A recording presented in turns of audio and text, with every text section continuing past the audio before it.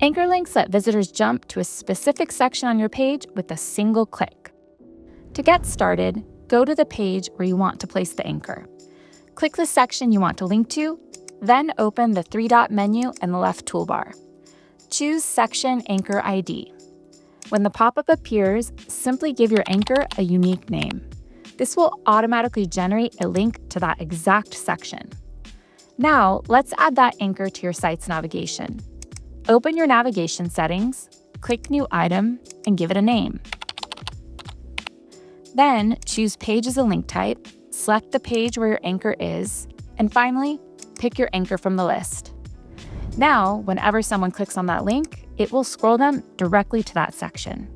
You can also link to anchors from other elements like buttons, images, or text. Just click the element, open the link settings, choose Section, and then your anchor ID from the dropdown. And that's it. Just don't forget to update your changes to make them go live. Need help with anything else? Visit our Help Center or browse more tutorials to keep building with confidence.